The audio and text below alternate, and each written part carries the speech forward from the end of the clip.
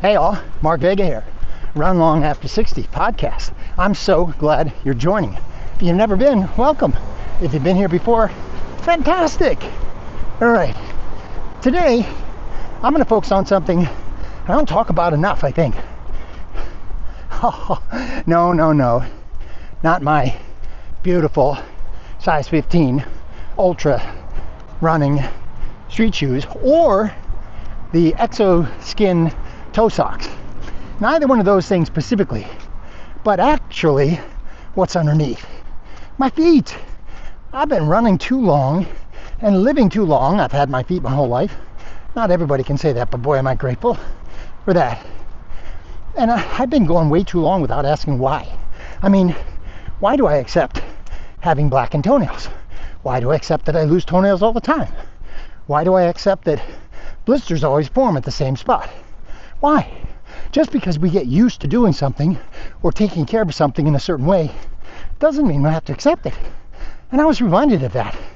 So that's why today's guest is awesome, mission critical, fantastic. She's not on the show because she's a runner, although she is and has been. She's on the show because she's probably the world's foremost foot authority for ultra runners in the United States. Now, that might be a big mouthful and a big claim, but I don't think it's too big. Search her up. When she co-authored John Vonhof's 7th edition of the Fixing Your Feet book, that Bible got circulated and recirculated. And we might have all started running in our later years after 2010's publication of Born to Run and the barefoot craze, and which led to the no drop, zero drop phase, and et cetera, et cetera. Those are all good things. But to keep coming back and to really pay attention to, understand, and work with the foot as technology improves, it's fascinating. Blister care, trench foot, that's only World War I, folks. Swamp foot, she likes to call it. Much better word for it, because it's not trench foot. It's really maceration. We talk about all these things, but I also ask her about women, aging women athletes, and perimenopause and menopause. What happens to their bodies and their minds, their brains, and their feet as we continue to run long after 60? What are the things we need to think about? And the big takeaway for me was, why don't I ask why more often? So I'm inviting you to do that. If you come to this podcast, you know that I'm looking for answers, really, and I'm searching for the freedom to make decisions for myself as I grow older and as I keep running. I want to stay healthy, and I want to stay fit, and I want to keep doing what I'm doing. I want to do hard things, and I can, and we can. And I'm just a baby in this sport, but boy, have I become excited to be a part of it. So if you're picking up what I'm putting down, consider subscribing to the channel, hit the like button, hit the notification bell, leave me a comment. I answer everything, and share the content if you think it makes sense with you. If you haven't bought that book yet, Fixing Your Feet, do it. But listen to Dr. Tonya today in this episode. Pause it, come back to it. She's packed the episode with all kinds of great stories, facts, and real world examples of how you can treat your feet better and become, therefore, a better athlete, a more resilient athlete. Okay, that's it. That's got to be it, because I'm talking way too long. It's time. Let's go. It's time. It's time for Dr. Tonya Olson. Let's go. Let's go. Let's go.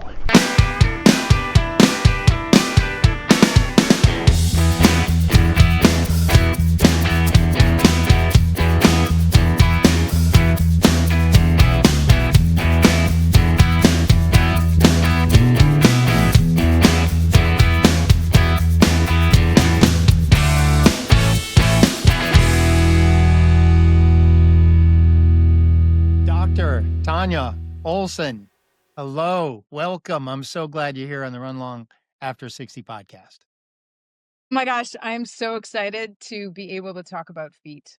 Like anytime, just really excited that you invited me. And so, yeah. This is gonna be fantastic. Yay, feet. Yay, feet. We all have them. It's kind of like opinions, right? But we all have them, but we don't all talk about them all the time. So thank you for joining. The way my podcasts go is I run a little bit after we're done, and that's when I do the intro. So we're going to jump right into it. Maceration versus trench foot. I've heard recently, and it's really just Instagram and social media, but God bless it. I love it. I love it. I want more people running, more people in the running businesses like you. You have great social media presence and you do a good service, but people throw out terms all the time like trench foot when it's not trench foot, right? There's a difference. So let's start with that. What's the difference between trench foot and maceration, and why should I care about it? Why do we need to know? How about that?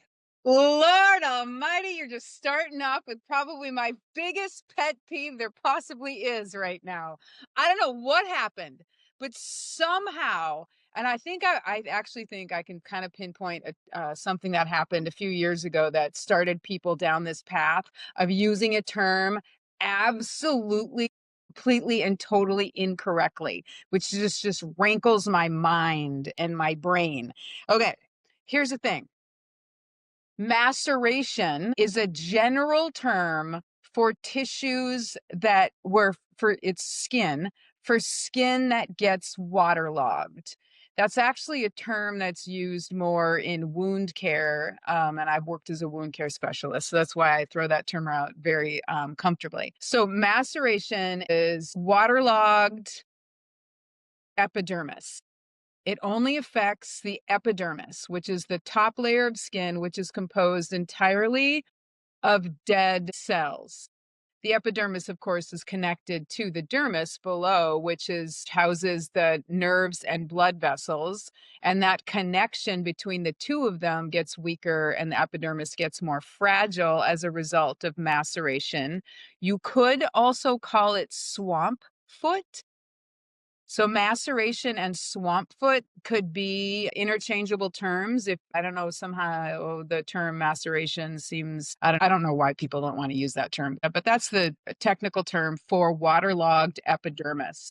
And you use it all the time. And let me pause you this too, because I heard you say this first time. I thought, wait, more people need to remember this, that the outer layer of the skin is just dead cells. We need it. It protects you because underneath is the living, breathing stuff we need, right? So I just want to pause for a second, right? So let's get it clear. We're talking about the cover of your foot is the outer layer.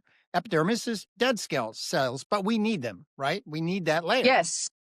Dead cells are the protection for the dermis underneath, which is the nerves and the blood vessels, and the thickness can vary and all that.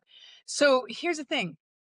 Trench foot could not be more different than maceration.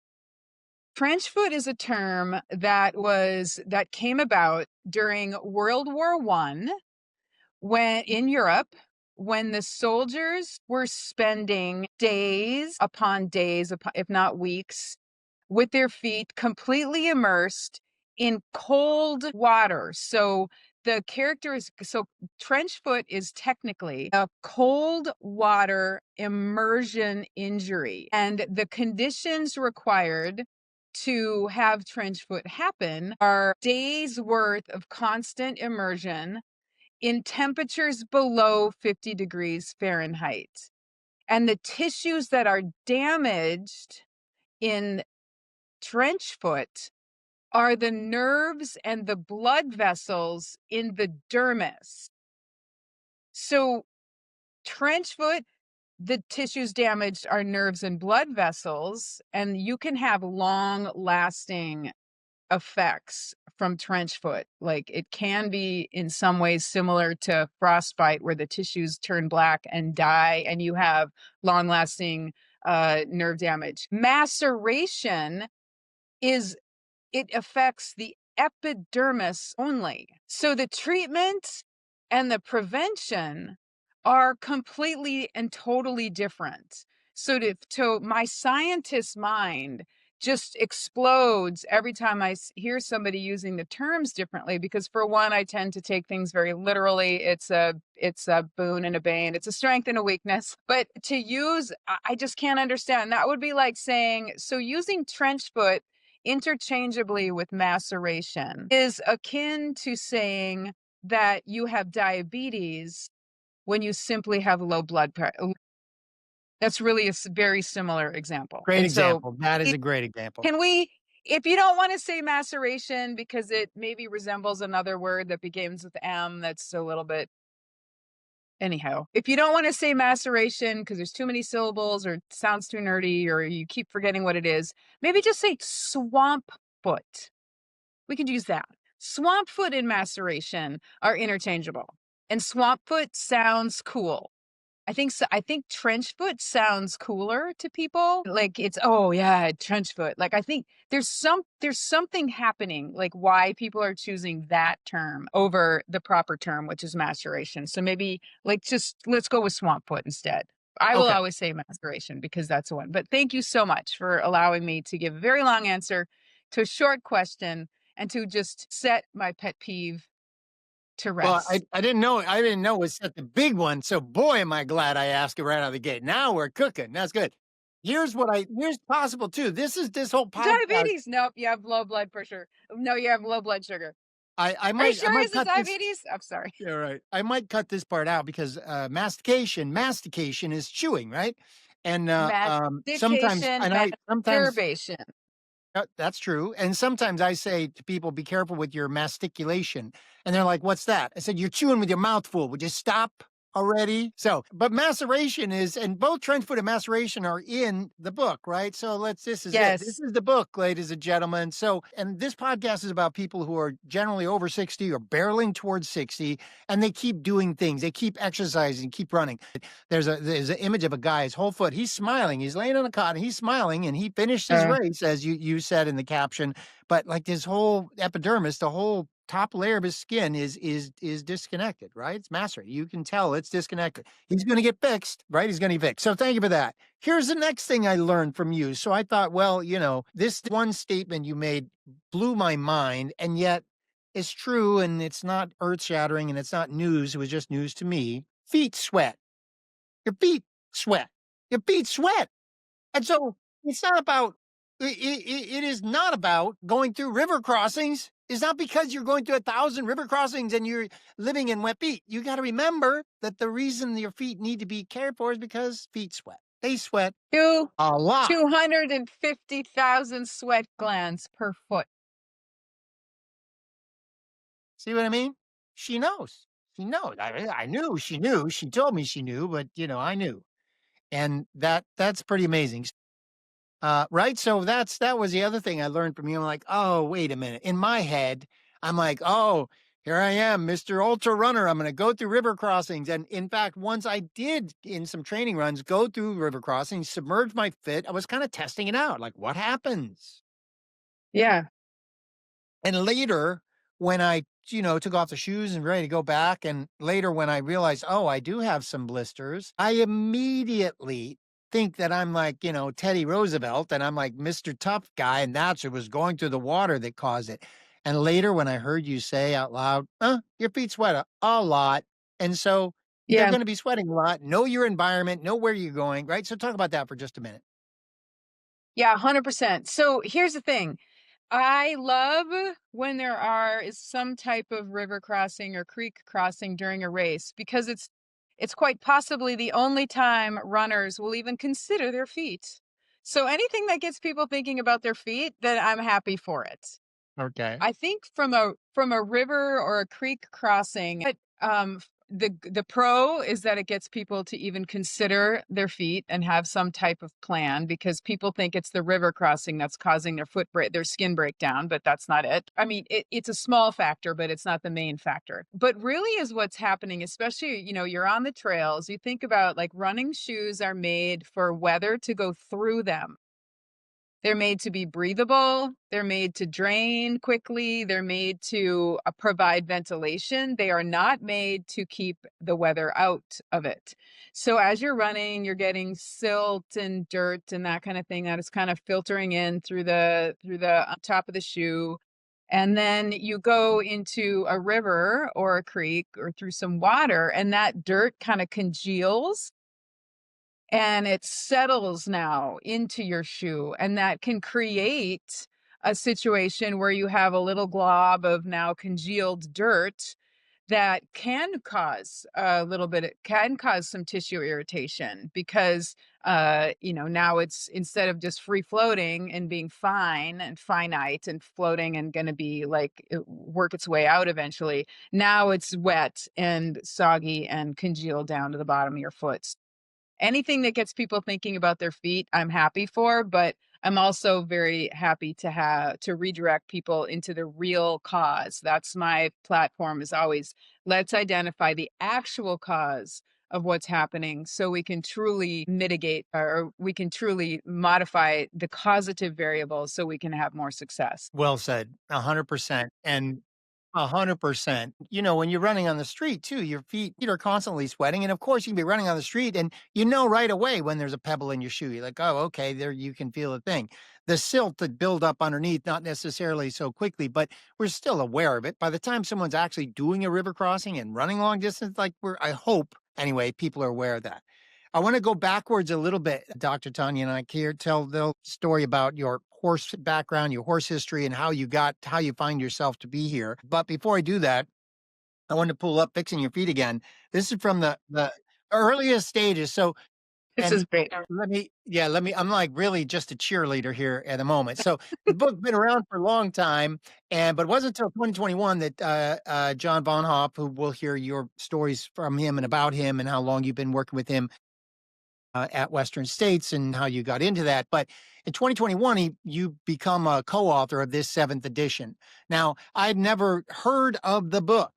I never heard of the book because I'm new to the game. Never heard of the book until Jason Koop's Training Essentials for Ultra Running, second version, which was also put out in 2021. So I got Koop's book and it's on audio. So I'm listening to it on these long runs, and it's a long book and I do a lot of long runs. So I listen to that thing over and over and I hear about the book. So I buy the book right away. So my only exposure to this book, though it's historic, it's legacy, everybody needs one, Dr. Tonya, it is because of it's the book version that definitely has your input in the world, right? So I embraced it because of that, really, because I realized this thing is growing and it's getting better and better. It must be. I didn't compare it to the original version, but it doesn't matter. But I just want to show, like, see these little tabs up here and at the bottom? I only put Tanya's tips.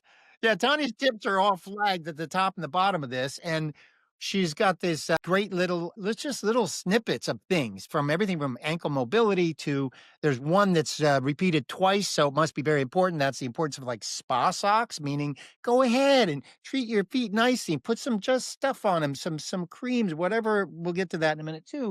Squirrel's not butter for one purpose or salty britches for another. And put your socks on, let your feet heal. So I'm a big fan of this. And if nothing else out of this episode, I want people like me to go buy the book because it's your authority. Your authority is unassailable. It's unassailable. So I need to read this part though, by me. Right in the beginning, this is for aging feet. So Cherise Dale, MD, former chief of the foot and ankle division of orthopedic surgery at the Montefiore Medical Center in New York, explained several things that occur naturally with aging. Here we go. The size increases as your feet get longer and wider. You lose some of the padding at the bottom of your foot, so you thin out your fat pad and you tend to lose some of the spring in your step. Your foot tends to become a little stiffer, so you lose some of the range of motion in your foot and ankle. You tend to have some problems with balance, and there is a very mild settling of the arch that's seen as a flattening of the foot. Those are just the natural changes, right? So I'm here to tell you all those things happen. That's a pretty accurate reflection, I think, of what happens as your feet get a little older. And with that setup, that's the setup. And before we go back and hear about where you started, how does that hit you, Dr. Tonya, when I just read that? Like, is your experience with aging feet, is the aging feet need a little different type of care? A different way to think about aging feet? What do you think? That's a really, really good question and just a really fantastic topic to consider. Here's the thing, we're using the term feet very loosely. The aging person in general, from like, nothing's happening to the foot that's not happening everywhere else. It's just kind of concentrated in the foot. So the aging runners as they get older, and you may, like if you're listening to some different podcasts or following some of the higher profile older runners, you may notice that as they are getting into their even the fourth decade of life, fourth and fifth decade of life, people start having falls.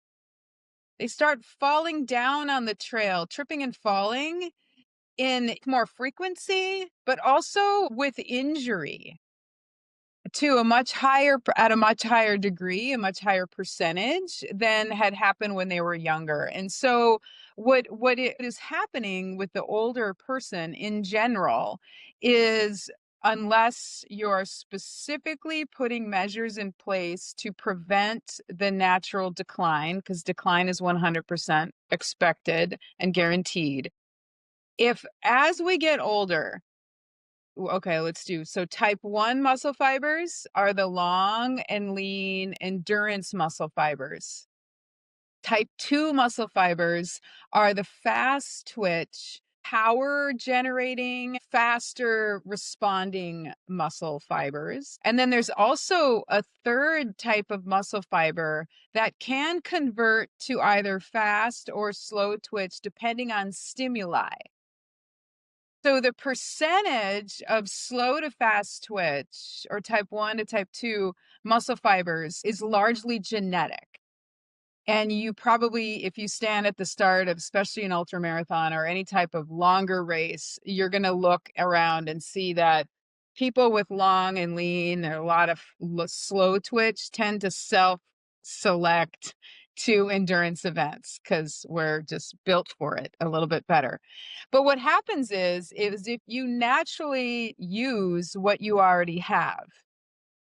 So if you're a long, lean, predominantly fast twitch type person, and then you tend to go for slow twitch person or endurance muscle person, and then you choose activities that you're good at, preferentially use the slow twitch endurance muscles.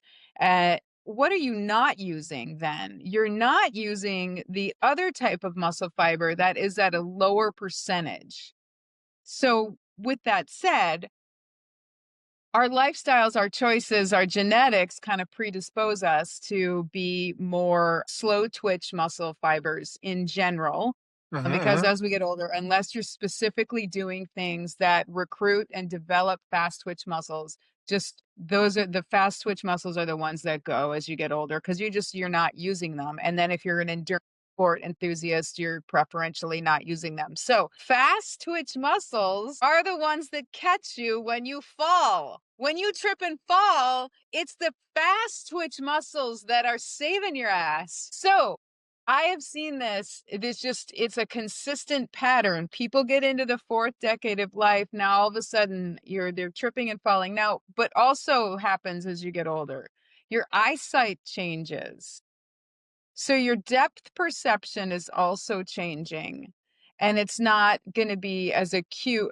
Your acuity or the accuracy of your depth perception is declining. Your response time is declining. Your fast twitch muscle fibers are declining. And so that's setting you up for having decreased reaction time and increased levels of falling. And so I'm kind of off topic, but when you talk about the foot being responsible for the reason where you have decreased proprioception, that's a very simple statement, but the whole athlete is body is changing, and that can be reflected in changes in the foot. But with that said, everyone once you get into your fourth decade of life, people should be doing specific plyometric balance proprioceptive exercises so that you don't crash and burn and hurt yourself. Because if you get really old, you think what's one of the leading causes of death in the elderly population? People fall and break a hip and then they die from complications in the hospital. I've worked in that setting, and it's the same thing. That's one of the biggest things like the physical therapy profession has discovered and done research on, is that old people need to lift heavy things. Runners need to lift heavy things, because lifting heavy things increases those fast twitch muscle fibers, which actually also decrease the chance for you tripping and falling. I went off That topic, but no, it's not. It's not off topic at all. I'm old. This is exactly who I want. No, this is perfect which is and because it's we yet need to. another reminder Okay, of the go. course I need to build. This is another one of the courses I need to. Oh That's my the god! phrase you used on those other podcasts. You're like, oh, I need to build that course too. That's what it was. Okay. You're 100% right. But that's why I asked too, because sometimes I don't think I'm just chasing cutoffs from a race. I think I'm chasing something else, meaning I can feel as time goes by, I can tell my reaction times are different. I can tell, I can notice in specific examples, the way you brought it up, depth perception is different. And I don't think about it all the time. Of course, we don't. We only think about it in the moment that something happens. You expect to react a certain way. You're familiar with your body for all these decades. You believe this is how you're going to react. And yet you're a split second off. And that split second 100%. can cause problems. Yeah, and what's really super fantastic about what you just said is what you're like, the response time is a combination of the neurology and the muscles themselves. So you can train yourself to have a faster response time without having to do a ton of extra. You're not going to have to spend 20 minutes in the freaking gym every day, lifting and throwing kettlebells or that kind of thing. Now, that is a good thing to be doing on the regular basis, but you can build your balance and proprioception and reduce the chance and increase your reaction time in a rather with some rather simple interventions. That's exactly right. And I appreciate that statement. And I hope I can echo that and I mean, amplify that because that's right. It had plyometrics, as you used the word previous. Plyometrics is a good start. Calisthenics is a good start. Things we've already done, movements we've already done in the past. I'm just trying with this podcast and anybody who'll listen, I'm just trying to get people to move. Forget that if there's one group of people who are really encouraged and they want to do impossible things over 60, great. I love you. Let's go. I'm here for it. But at the same time, there's a lot of people who honestly, man, I can't believe that I was at that aid station in 2024. And I guess I was there thinking, okay, I've had my time. And then I got to see these other people just like me coming through doing other things. I'm like, and I really it was like a pattern interrupt. I'm like, wait, what a minute. I had to talk to myself out loud. I stepped myself outside the tent and looked out into the desert and then I screamed, Mark, what the fuck are you doing? What? Get back in there, You got to be man. careful who you hang around, right? It's like birds of a feather. Like, just think about how much of it. Like, you got to be careful. Anytime somebody's like, "Oh yeah, I want to run an ultra marathon," I'm like, honey, you got to be careful. Once you Got drink to the be careful, but Kool-Aid, also if there's people next to you just sitting on the couch and like I'm happy to volunteer, but I realize, oh man, I can volunteer as much as I can. Sure, sure, sure. But I got to get out there. Why am I sitting yeah, here? I need to get out there, yeah, right? Oh man. All right. So if we look right over your shoulder, there's images of horses. that's If our anyone's heard your story at all, it's a good one. Is there much difference between carrying hooves and carrying feet? There probably is, but talk to us about how you got here in the first place. What are the horses all about? Talk about your training, your PT expertise, and bring us right up to John Vonhof and the mentors you've had over the years very to bring you to be the preeminent foot care specialist in this universe of ultra running. You're so kind. Yeah. So, horses. I grew up riding horses. My dad, he got me my first horse when I was second grade. And there's an axiom in the horse world, no hoof, no horse. And that's very, very true. Like, and horses are a very large creature and you'd spend a lot of time making sure that the horse's hooves are being taken care of appropriately. And a part of riding horses, especially if you're going to compete and you want to like do more than just sit on them and trail ride, you're developing exercise and training programs for them. You're looking at how they're moving, you're analyzing movement, and you're caring for that creature like their whole body. You're looking at them comprehensively, but you're really appreciating, like, if one little thing happens to the foot, like that horse could potentially die.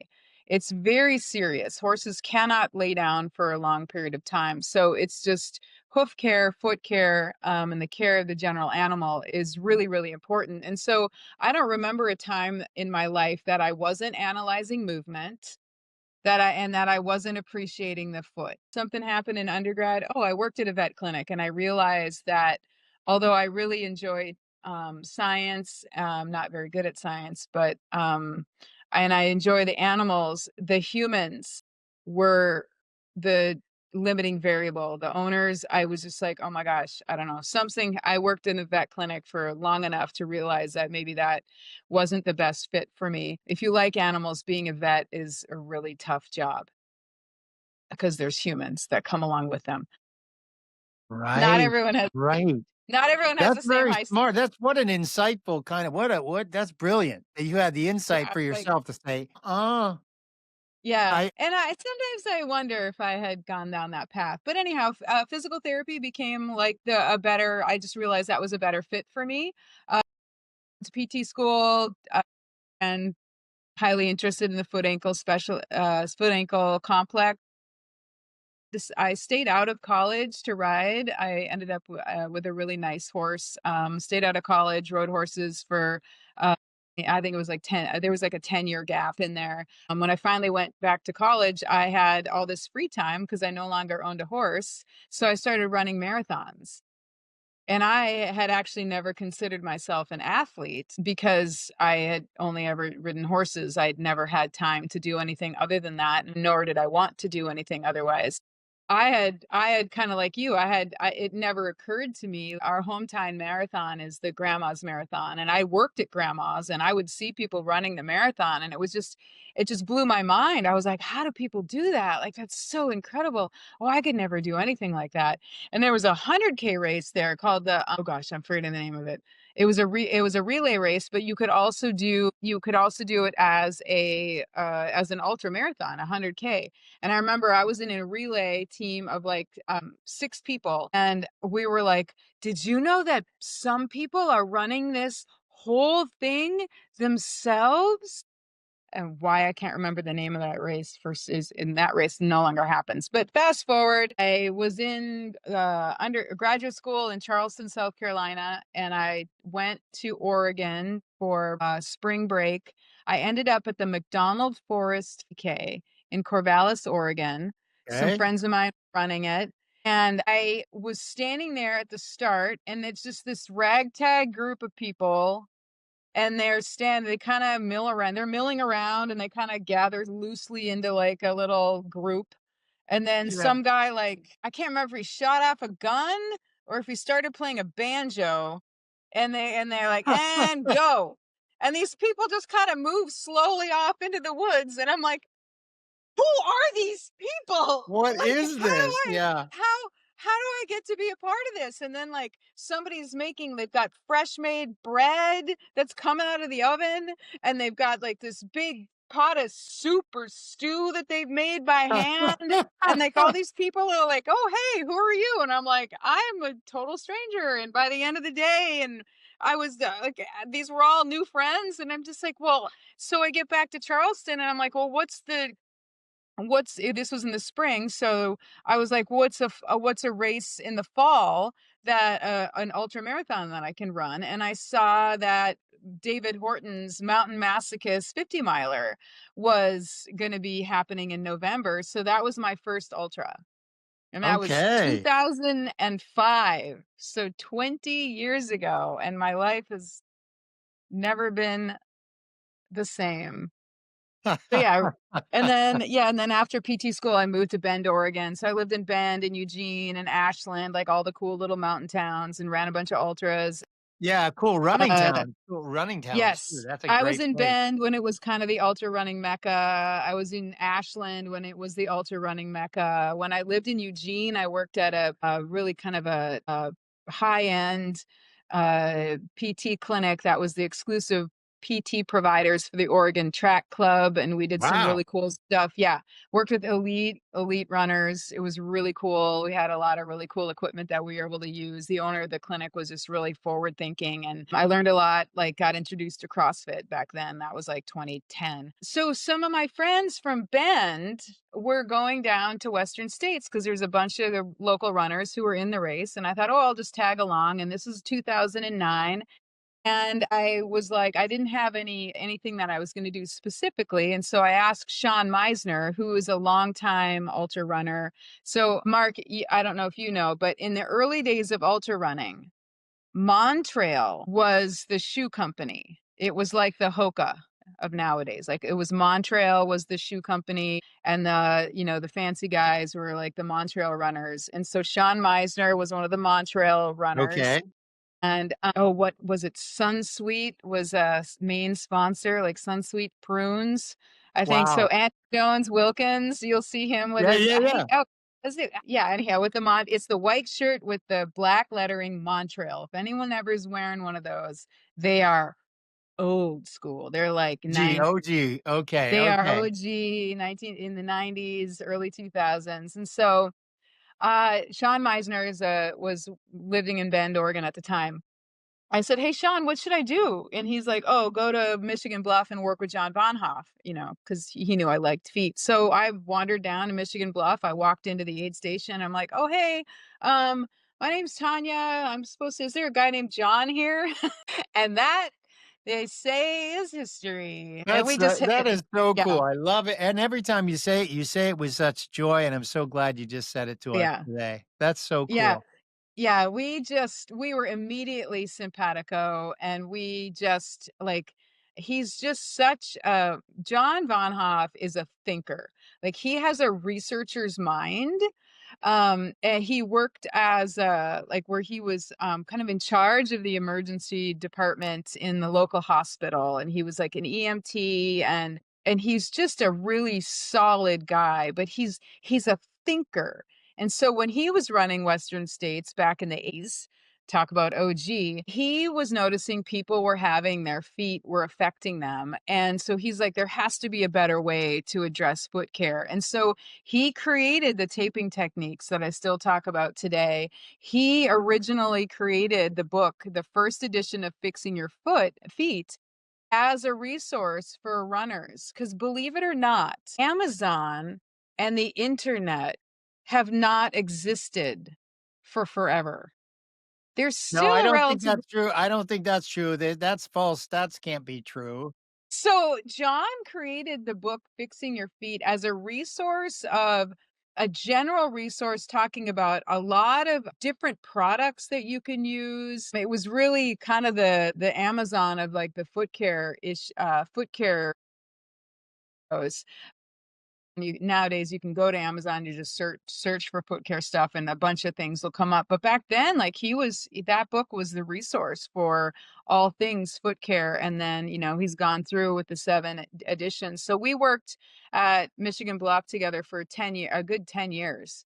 And then he's he moved to Tennessee and retired. So He has been continuously updating this guide, and now in the universe of Amazon, yeah, you can find anything you want in the world. But luckily, this book still, and this image, this thing still is the one that's you need to find. yes, the 7th edition is like, yeah. So thank you for bringing that up. So the 7th edition is starkly different than the previous editions. Like, every edition, John would update things and add content and fine tune and all that. But adding me in as a physical therapist, because my approach is more just was more comprehensive, and a little bit of a different approach to things with my doctoral level training in physical therapy and my experience with running and all that. And so we added 77 pages to the 7th edition. So there's quite a lot of content, and there's nothing that we didn't rework in that book. And I will tell you that something that folks don't always pay attention to is the foreword in a book. And I would encourage everyone to read that, the foreword in the book, in the 7th edition of Fixing Your Feet. It's one of the things that I'm the most proud of, because John deserves some recognition for being the pioneer that he is in foot care, and then kind of being like the launching pad for me to step into being kind of an expert in this field. I think of all the resources that I've ever seen at any age, but certainly for me and everybody I talk to, the value of this book is not just for runners, it's for everything, because it doesn't need, nothing needs to be a mystery, and we don't need to pretend like we actually know what we're talking about. Just because we've been doing something for 50 years on my own feet or my own toenails, that's fine. But this resource is invaluable. And so when you rewrote, when your contribution to at the initial outset, the introduction and the forwards, and how much you honored him, and he honors you as well. That's why this Tonya's tips. There's 47 different boxes that are printed in the book that are all of Tonya's kind of notions to, and quite frankly, and I'm using Dr. Tonya because it respectfully really underscores how much you know and how you apply it. And so I'm inviting people to get the book, but take notice of those Tanya's tips, because it feels to me like this. It feels like if you look at those Tanya's tips, it is a transition into thinking a little differently about your own feet that you've been carrying with you your whole life. That's how plain you speak in the Tanya's tips. So when I read them, oh man. And so I think people, especially when they get over 60, we think we know everything, certainly about our own bodies. And then we just live with what has happened to our bodies. And we think, oh, that's our story. That's mine there. That's my path. I don't need all my toenails. They've been black and they're gone 50 times or whatever. But if I don't challenge that, if I don't stop to say, well, wait a minute, do they need to be that way? Can I actually fix them? When I read, and all of the content you put out on social media, thank you very much. Most recently, it picked up you did a little post about emery boards and falling down calluses, and you referenced something called a glass emery board type of Yeah, a thing. glass Yeah, I nail never heard file. of that. I'm like, glass? What does that even look like? I Yeah. literally use from Home Depot. I use sandpaper block sponges, and I get them, and that's what I use, because they're convenient, they're easy, that you throw them away, but because they get used pretty quickly. But I saw glass and I thought, man, I should use it. I didn't mean to go off on that tangent. I'm trying to just No, it's tell people okay. this is it, because it's a great resource that you need, that the whole family, everybody could use, because we think we know everything. And then you're Yeah. focusing on it, and yeah. Yeah. You bring up a really good point. And so I think that's where my perspective is a little different than the others. And, so I, I've always been interested in education as well. I was teaching writing lessons when I was in junior high, and I've always been very interested in teaching and understanding learning. And that's what I got my PhD in April. I finally finished in April. And so Congratulations, Doctor of thank you. Education. Yes, yes, yes. That's doctor now, but like that, finishing that has allowed me now to lean more into my expertise and as a foot care specialist, and realizing I need to share more widely because I need to help more people. And now I have the bandwidth put more things out there, like especially in the online forum. But you bring up a good point, is that here's what I don't understand is, why do people not ask why? Like, and so like that's my kind of my platform, is helping people to understand, why something's happening so that they can help problem solve on their own, but also to facilitate that natural curiosity is like, you know, yeah, my toenails turn black all the time. Well, is that really necessary? Or is there something you can do so that they don't turn black? Or I always get blisters, or I always get calluses. Well, does nobody ever, my first reaction is, well, why is that happening? Is it an ideal thing? If it's not ideal and it's not a desired outcome, And if it is negatively affecting my desired outcomes, why would I not want to kind of explore a little bit more into why is that happening, so we can mitigate those factors and move on with and move forward better and stronger and faster, or whatever it is. And so I'm realizing that, like, with my unique experiences, the things that I consider just obvious are apparently not obvious. So I need to share a little bit more. But like, yeah, I would like more people to ask why. Why is my foot getting blistered? Why do I fall down on the trail more than I used to? Because if you ask why and you figure out the cause, you can actually fix it. It's not just falling down when you're running more often on the trail because you're now 40 or 50. That's not your fate. Right. You can fix that. Right. Your toenails getting black and falling off, you're not stuck with that for life. Like, not getting faster is not necessarily we're not victims. We're not you can change the variables. Like, do the things, You're people. right. You're so right. The way you're speaking about it, I don't know why we don't ask why. Because once I think maybe it's once the same thing happens over time, we tell ourselves that that's normal. And sometimes, unfortunately, for me, for example, I might be like, man, it's a badge of honor. There's no reason to treat something like a badge of honor when it's just something stupid you could prevent. Right. So My God. take us into aid stations at races, Western states and Leadville, wherever you'd like to take us. But specifically, when you're there, tell us what the setup is. You have a team of people helping feet, but really I want to hear, do you get people walking in, they come in, and in your head, do you ask them, why has this been okay for you? Just what you just said, right? You ever get people in the race, they're coming in and you're gonna fix their feet, but the first reaction you might have is like, why in the hell did you let it get this far or something? Yeah. So here's the thing. When you're partaking in a sport that absolutely requires a particular body part, why is it a badge of honor to abuse the very body part that is absolutely required? Like, really, you cannot run unless you have a prosthetic. You cannot run without your feet. So why the feet are constantly and unendingly and so consistently the last thing people consider as a variable in there, especially if they get into a big race, like the most common thing that people say to me when they sit in the chair at mile Yeah. 55 and Western Yeah. States 100 at Michigan Bluff is, this has never happened before. And I'm like, well, have you run 55 miles in the Sierras at the end of June? Well, no, I'm from Ohio. So you've never done this before. So of course something new is happening because you're doing something different than what you always do. And so, Yes. like how many people have, like, you have your hydration and nutrition strategies figured out from, like, you have contingency plans.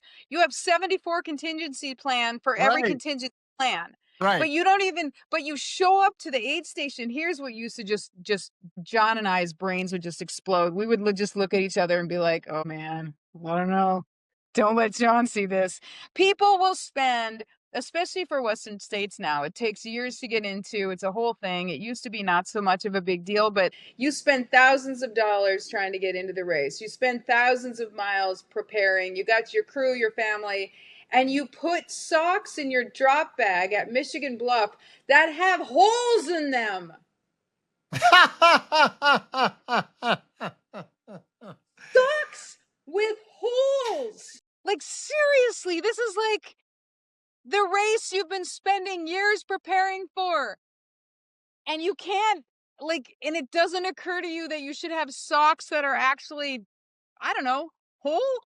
So anyhow, that is one of the things that would just, John and I would tag team. I'm like, do you want to give him the lecture or should I? Oh my goodness. So just to set the stage, Western States Endurance Run is one of the oldest 100s in the country. It is one of the most prolific, the most famous, the most treasured. It's now thousands of people try to get every year. Just a few hundred people are allowed on the course every year. So it's really a bespoke race if there is one. People put on their bucket list. That's the one thing they want to do more than anything. And at the 55-mile marker at the 100 plus mile course, The aid station is called Michigan Bluff. And so at Michigan Bluff, at 55 miles into the race, that's where you and John Vonhof have set up. And what is it? It's like a tree. It's not just a medic tent. This is the foot tent or something. What do you guys Yeah. set up? Yeah. So Western States is the first 100-mile trail race. There's only 369 runners allowed. And last year, 10,000 runners applied. It's crazy. People will spend 6, 7, 8 years trying to get in. They put the lottery tickets and all that. It's a whole thing. So John had been there for a number of years prior to my arriving. So this year was my 16th year at Michigan Bluff. And because John was there, so Michigan Bluff is the first major aid station on the course. So the runners kind of run up the hill, the escarpment, and they're in the wilderness area. And then there's a few aid stations along the way. They run up high and then they run down low. They run through some canyons that are pretty brutal, and then they climb up out of the canyons, and then they come out on to Michigan Bluff. Michigan Bluff is actually on a road.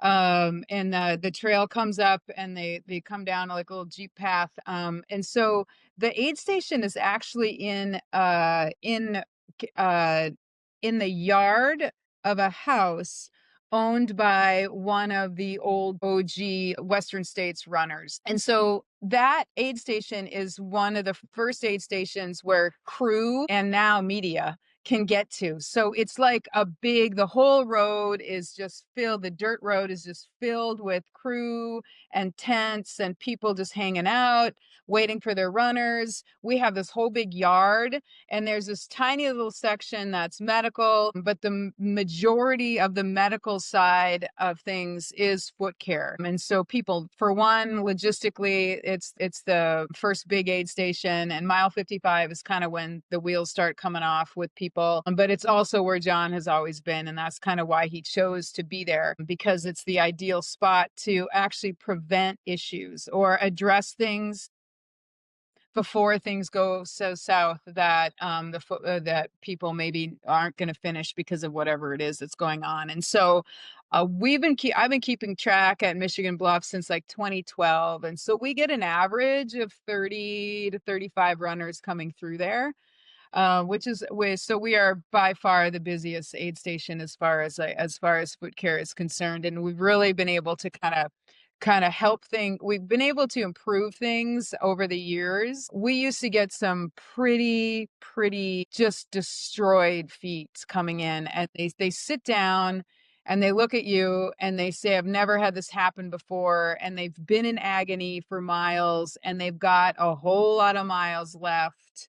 And it breaks my heart, because I know that foot issues are largely preventable. And GI issues and foot issues are the number 2 or number 1 or number 1 and number 2 reasons why people have to drop out of 100-milers. GI issues can just kind of come up they can kind of just from sideways. Things can go sideways and you can't really explain why, they just happen. Foot issues are always preventable with some effort. And so to have somebody come in and have completely trashed feet and knowing they're going to have to limp in for the next, 65 miles, it just breaks my heart. And so that's why I've been a little bit more louder on social media lately, because we have to save people from themselves. But with that said, over the years, the carnage we see at Michigan Bluff has diminished. We're not seeing somebody with completely, I call it delamination. It's when the epidermis disconnects from the dermis. And what'll happen is at the bottom of the foot, the folds in the epidermis, when your skin gets wrinkly, those wrinkles rub together and over time they'll tear. And that's when you see that split skin on the bottom of the foot. And I haven't had to completely tape a person's skin back together on their foot.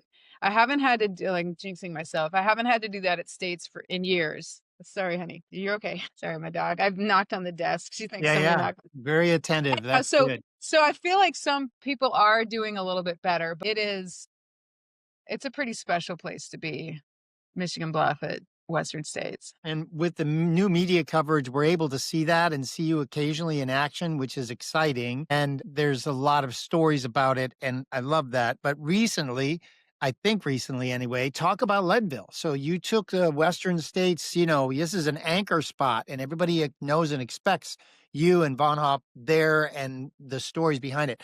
But do you go to other races too now? And I know Leadville recently, right? So you set up camp, and how does it work? And what other races do you go to where you try to set up and have an established, aid station presence, just like Michigan Bluff at Western States?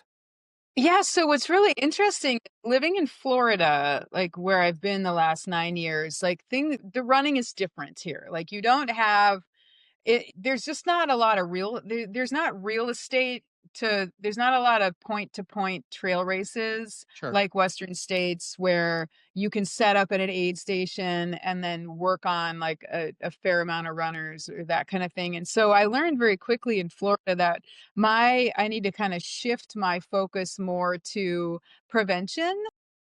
And so a lot of the races are on the roads, like the 100 milers, like the Daytona 100 or the What about Keys 100. Yeah, you're running on a road. I think it's people are crazy.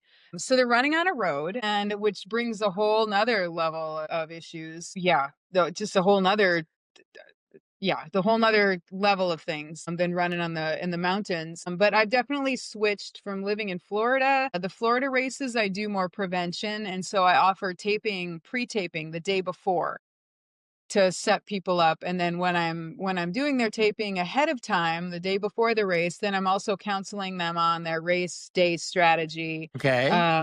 I'm helping the race have better supplies in their medical kits so that the volunteers, that's a lot of times it's more of like the race marshals that are kind of along the course that are providing aid. It's just very different in Florida. You don't need so much of the medical folks because you have cell phone access, you have Wi-Fi and cell phone. You can order an Uber. You can order Uber Eats from the race course. You can pretty much Yeah. not That's like in the middle funny. of the woods and you have to be like relying on search and rescue to haul your ass out of there if something Right. goes like Right. so But definitely the prevention though, that's why your message is so important. Even if in Florida, it doesn't matter. This is the thing, like when you said people need to start asking why, or you're curious why they don't ask why. Even for me, like I've experienced hot spots on the balls of my feet, but until 2 days ago, when I was so happy to remember that, Tanya's going to be on the thing. That's great. I asked myself, wait a minute, this is happening. huh? It could happen on a long run on the street. You don't have to be in the trails. So in my head, I'm like ready to doctor my feet, ready to go when I'm up in the trails and realize, why don't I tape my feet before a long run on the pavement? It's still a hot spot, still the same thing. So listen, this is in real time. You're able to see in real time. You just did this, Dr. Tonya. I'm telling you, we're all the perfect candidates. So we need the preventative conversation. So whether I'm running the Keys 100, like Ultra Pam 100, she's what an amazing athlete that person is. She just ran Keys 10 times. And she's run many hundreds of races. And so I'm thinking, wait a minute, every single person who runs will benefit from caring for their feet in advance. And that would include, don't think you have to be some special big ultra athlete, blah, blah, blah, as you said so clearly and well. You don't have to be a blah, blah, blah to just take care of your own feet right now.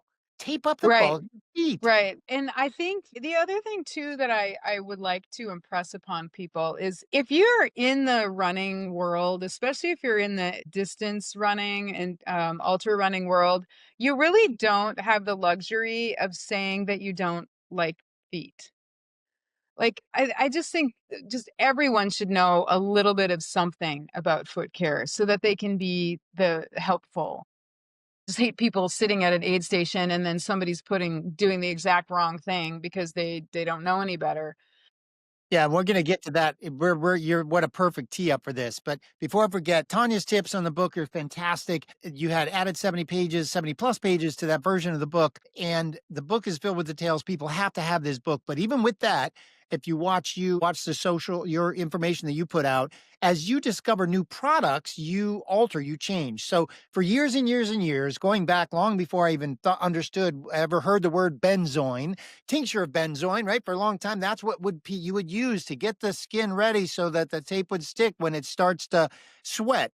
And I remember, so in the book, it's in the book, but you have introduced new products and new ideas like, okay, for the last 5 years, no longer we're going to use tincture benzoin. Let's use something else, right? So your own social media, which is very clear, and your YouTube channel is great. I'm going to send everybody there because you've got really simple instructions. Here's how you tape your big toe.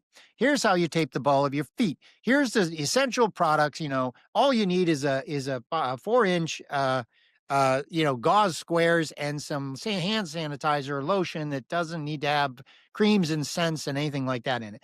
So it's really real world recommendations, Dr. Tonya, and I can't show the camera now, but when I'm done in post, I'm going to go walk around my desk and I've got 3 setups. I've got 3 versions of my blister kit. And while one of them is a giant box of the tincture of benzoin, but now that will never be used. Why? Because I don't need it. And so each one, I've got one that goes in a backpack, one that goes into this and that. So I really appreciate that it's not just that we need the book, but you're really giving up to date. Don't mess around. Don't spend a ton of money. Pay attention to your feet. Why are you not doing this already? Kind of vibe. That's kind of the vibe. Yeah. So let me ask you, I'll ask one thing about the book and then I really want to get into some other topics that I know, you could teach a whole course on. If there's a dream edition for the eighth version of the book, what would it be? Would it be an entire section of something we're not thinking about, or what would be the next iteration of the book? What do you think is something essential that, okay, now we need to add this? Yeah, I think that there's definitely some fine tuning of recommendations because I'm a science person, so I'm constantly reevaluating. I get a lot of feedback from runners with regard to products that they're using, and so I'm constantly like reassessing. And so, like you said, like benzoin, because John came from the emergency room setting, tincture of benzoin is something that you put on the skin to help protect the skin from adhesive. So if somebody has a nasogastric tube up their nose and that there's a little piece of tape on the face, if you put the tincture of benzoin on there, it'll help the tape stick, but the tape is sticking to the benzoin and not the skin. So it protects the skin from damage. So in the hospital setting, that's what's historically been used, and that's where John got the idea.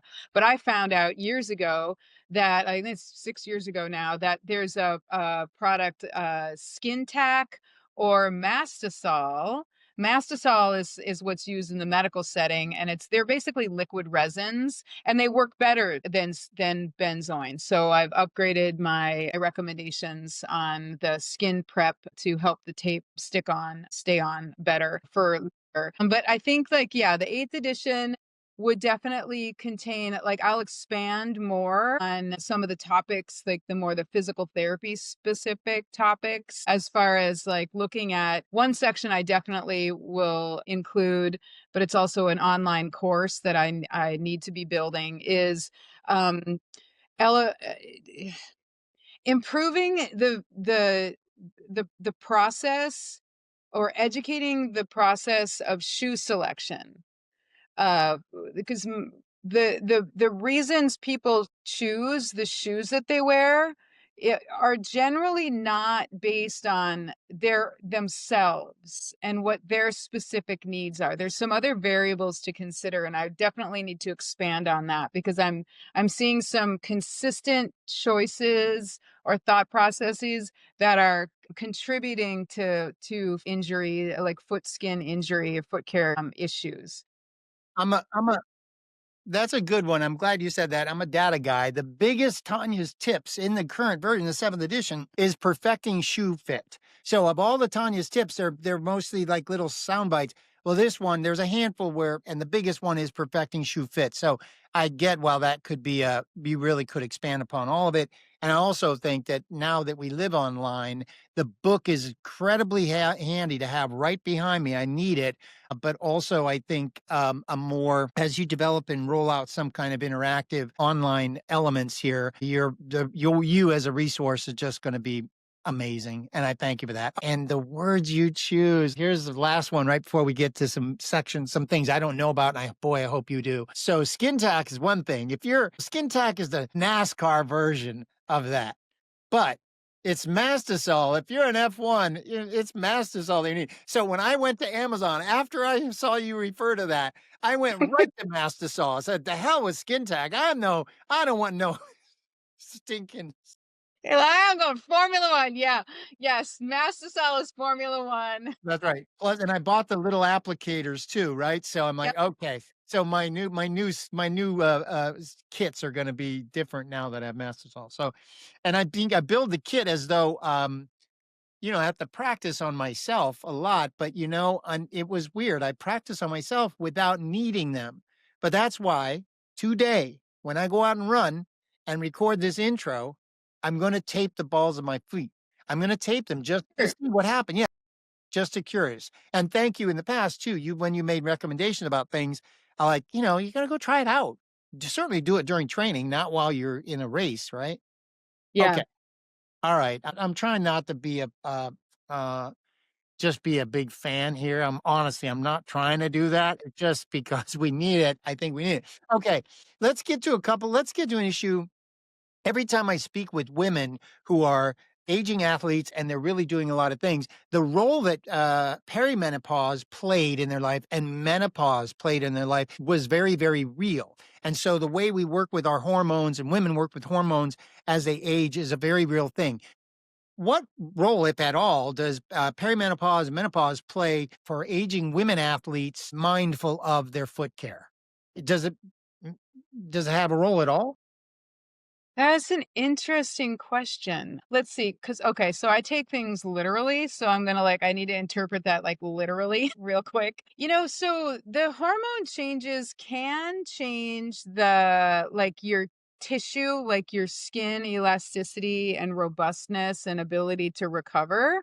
Okay. There's not really data to support that, as specifically to the feet, but your tissues are changing in general. Your skin on your body are changing. So there's can be then muscle strength related changes. So as perimenopause, menopausal, there's things that happen with regard to muscle. You're losing. We start losing muscle mass in our 30s, mid 30s. And then any strength impairment or strength imbalance only increases. And so menopause, here's what's really interesting that you just asked that question. I have this perfect example. The average weight gain for perimenopause, menopausal woman is 25, 30 pounds. I don't know why that is. Everyone's like, what the hell? Just I is. just, It out is. of nowhere, Fity FF. I gained 25 pounds out of nowhere. 25 pounds is a significant amount of weight, especially if you've never been heavy. If a person has never been heavy, they've always been I have this perfect example I'm going to give. If you've never been heavy and all of a sudden you're 25 pounds heavy, and that weight can come on in a matter of months, just 2-3 months, all of a sudden, so you're going to move differently when you have that extra weight on, and that can put you at risk for injury. You said this a while ago about that reaction time. I have somebody in my life who's in kind of the fitness world, and they've perimenopause is happening. They've gained 30 pounds in the last 6 months, and they have a history of being in the fitness competition world. So she's used to being fit. And so she just jumped into a workout where she was doing jumping jacks, and she moved the way she's always moved. Yeah. 30 pounds lighter. And she torqued her knee, injured it to the point where it would bothered her for weeks. And she was asking me, what the hell? And I'm like, well, you're 30 pounds heavier and you were expecting to move like you had moved. Yes. Does that make sense? Your body physically changed. And it's there's a whole mess there. Like you feel like your body's betrayed you kind of thing. But there's definitely the weight gain and the hormonal changes. But basically what you've always done is not going to work. Like if you gain that 25 pounds, what you've always done to lose weight is not necessarily effective. Yeah. Yeah. I think, The body changes. So it's great that there's so many online resources and people know that perimenopause is a thing. right. It's I more think, yeah, right out of the gate, we have to remember that most all athletic studies and endurance studies have all been done on men, not women, number one. Number two, we make it so that hormones are a bad thing. And number three, I'm really trying to make it so that this is how it's supposed to be. Every time I speak to any women who are getting older, your body composition is exactly where it is supposed to be. Stop trying to change it or challenge it. Embrace it one way or another. I'm saying this, Dr. Tonya, because I was shocked when I realized after 60, it started to me with about 61. I'm not chasing I mean, I may be chasing cutoffs and long distances, but if I'm chasing cutoffs and long distances, it's because I'm chasing strength. you don't have grip strength because you're not moving around and doing things with your day. You're not carrying groceries, you're not lifting the kids, you're not like picking things, the paddleboard up and throw. You're not doing physical things that require grip strength in your day. That's where your grip strength comes from. It's your daily life and your daily activities. Science likes to simplify things so they can have one test to indicate like the health of multiple systems because it's much more efficient. But yeah, so whatever, it's like a creek. Whatever gets people thinking about whatever they need to think about. If not having much grip strength will help you actually do the things that you need to do to increase your grip strength, as long as it's not specifically grip. Like you need to be throwing those kettlebells around and lifting things and throwing your paddleboard into the water and like doing stuff in your daily activities that increase your, not just your grip strength, but the things that are connected to your grip, like your arm. Yes, 100%, Those are the things. 100%.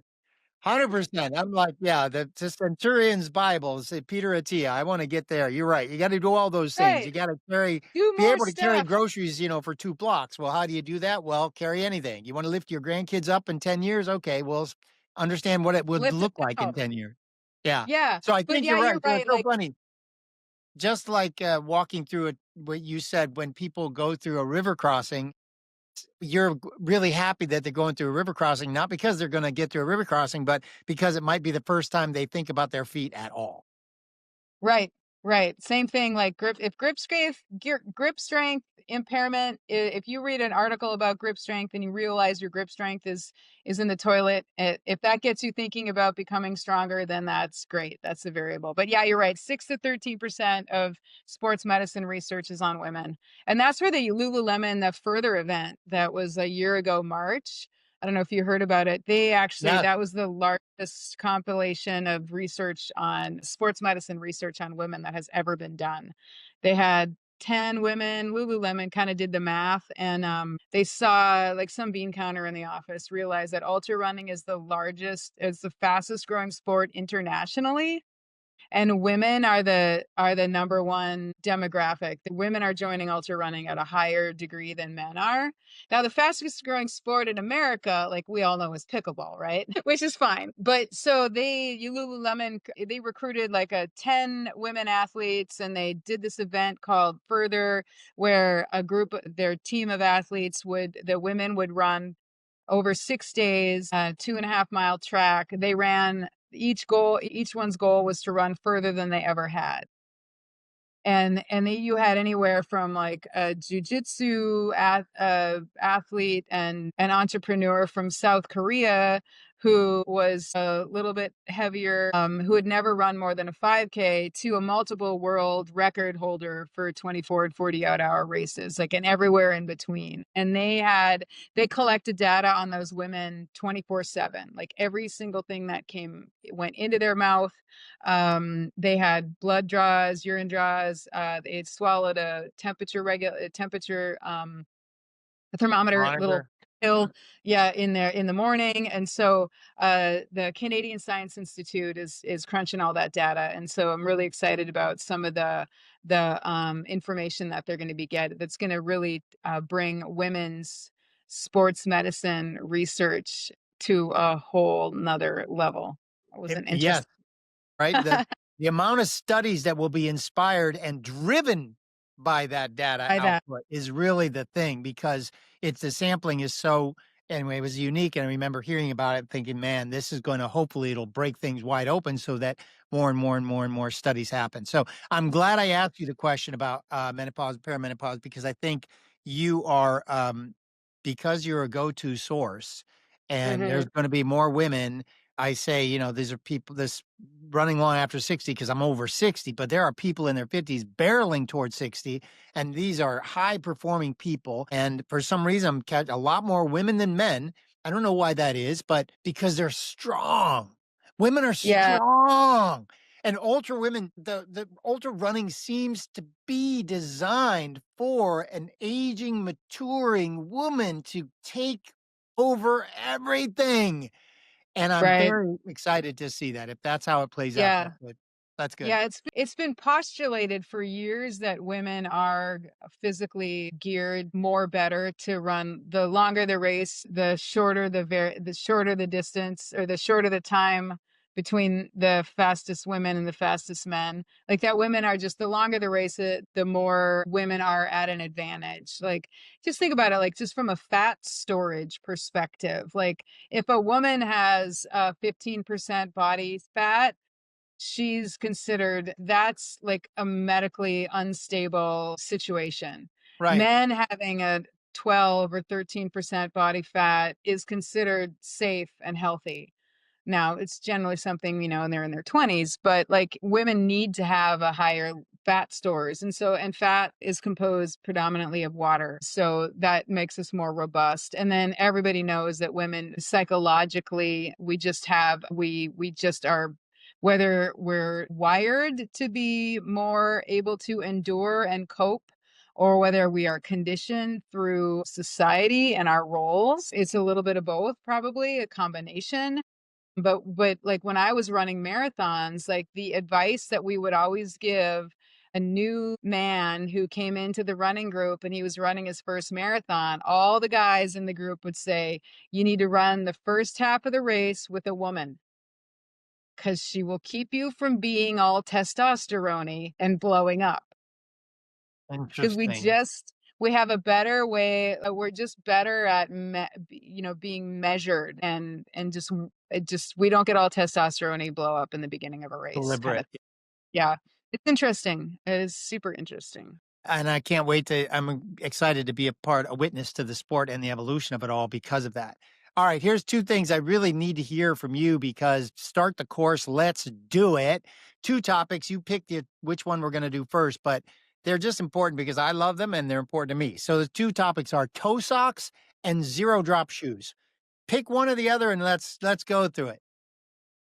Toe socks are fantastic. What I love about toe socks nowadays is there's multiple brands that you can choose from, and each brand has different characteristics and has different fabrics, different yarns, and different fit.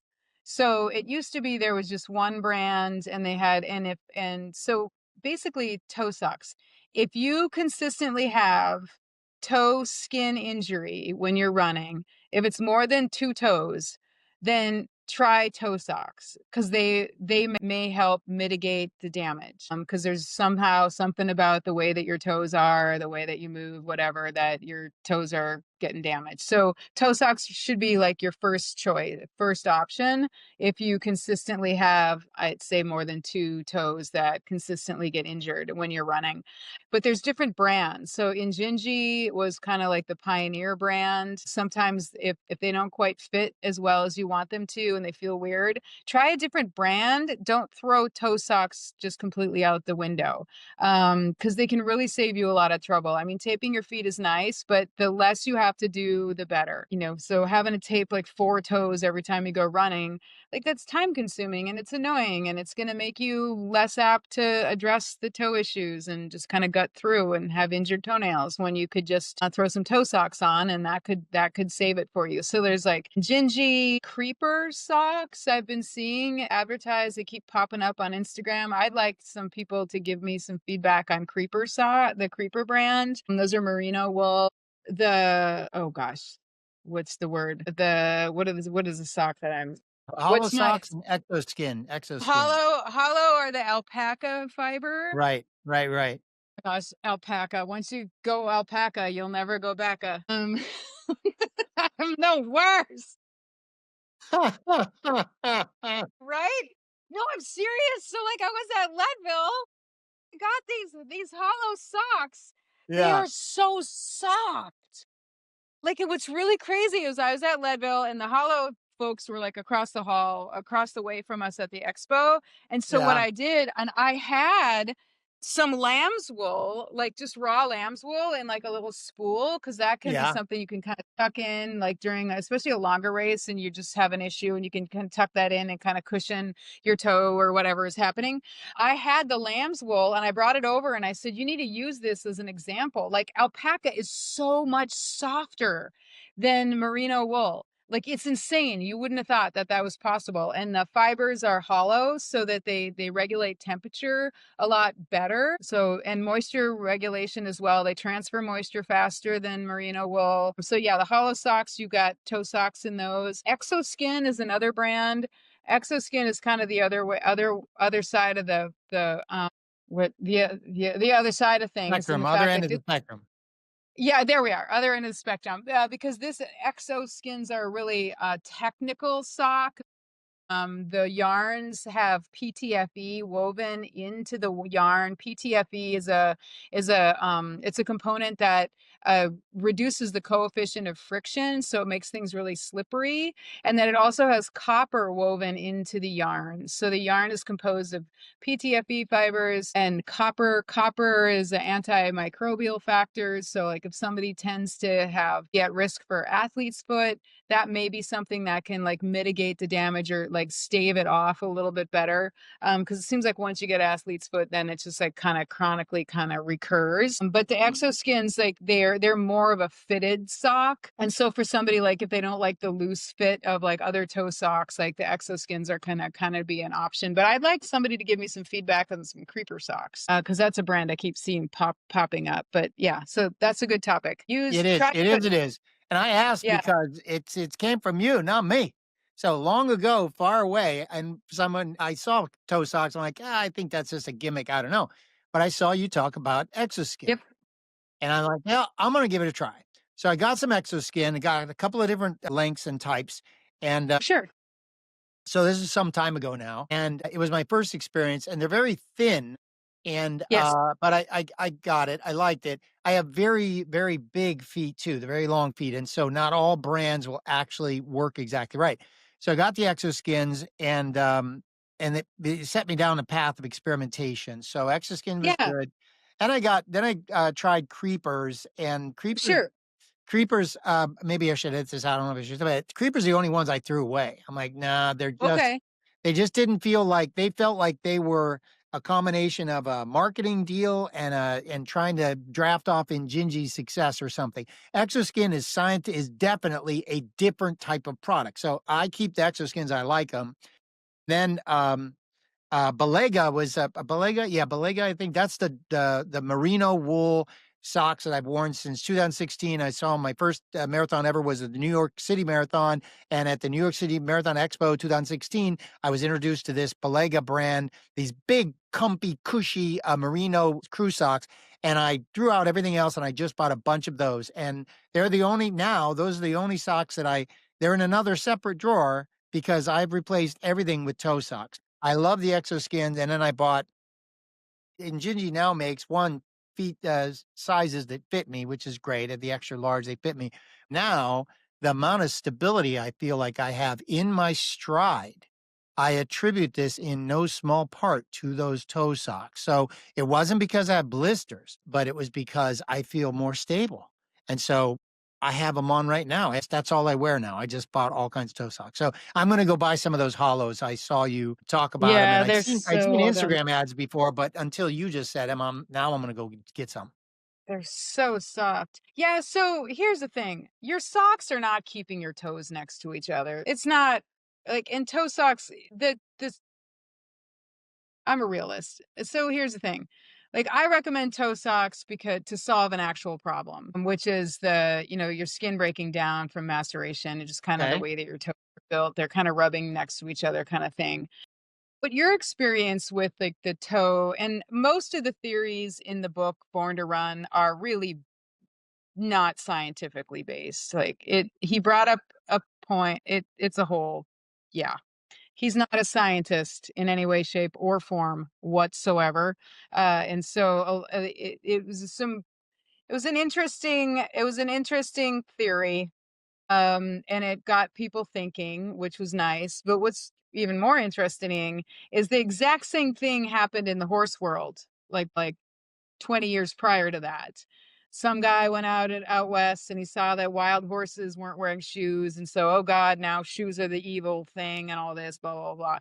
It was the exact same thing. So the pendulum swang against shoes and everyone's doing, shoes were evil, blah, blah, blah. And all these horses were going lame because they weren't bred to have thick enough hoof walls. Was the whole thing.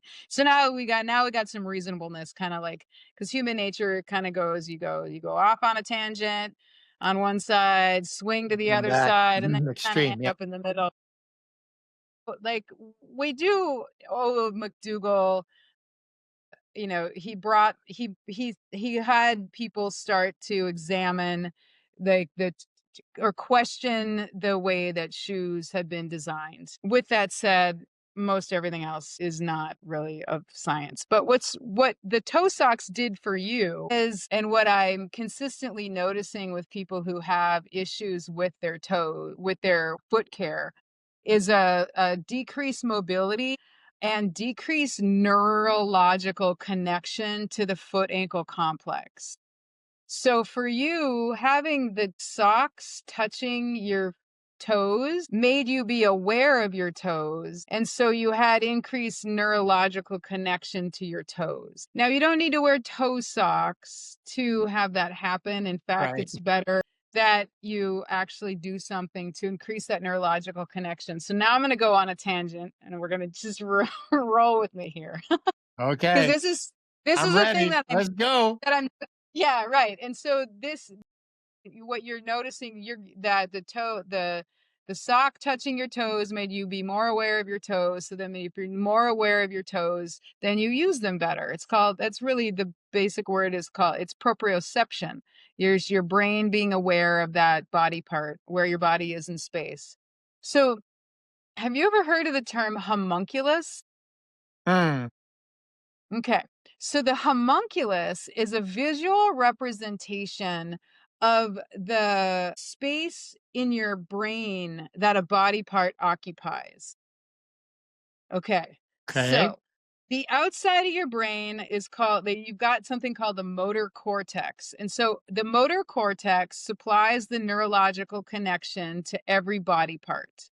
So your pinky finger has like one specific part in your motor cortex that is connected to, that's represented by. So this is the pinky toe or your pinky finger space on your motor cortex. That space in your brain where that body part is represented, the size of it is a reflection of how much you use that body part or how many neurological connections that body part has. So the homunculus is just a visual. It's basically, and so the lips are really big, the hands are really big, the genitals are really big, and then other body parts are kind of smaller as you go. Okay. So somebody who is a violin player, if you put them in an MRI and you have them move their right hand, which is the one that kind of does all the moving in a violin, the place in their brain that represents the hand is much larger than somebody who is not a violin player. And that concept plays out in every other body part. So what I'm noticing in a lot of people who have foot issues and who especially have recurrent toenail and toe injuries when they're running is because these people have their feet are passive and are doing nothing active. Like most of these folks, like they've got mobility issues in the ankle or the foot, so that when their ankle is at neutral, so when you're standing on the ground, your ankle's at 90 degrees, it's bent at 90 degrees. If you have mobility restrictions in your foot soft tissue and your calf soft tissue, and your ankle is at 90, those tissues are at end range. So if those tissues are at end range at 90, when you run, your ankle needs to flex up another 10 degrees. That brings those tissues in your foot and your calf past what they're built for. So then you're constantly at end range in those tissues, and that can be causing Achilles issues, calf issues, but that it can also be forcing your toes to get into a claw shape when you're running because you don't have the mobility in the soft tissue. So your foot is made to have your toes land when they're flat, and they don't necessarily need to be splayed out, but they shouldn't be crossed over underneath each other. Right.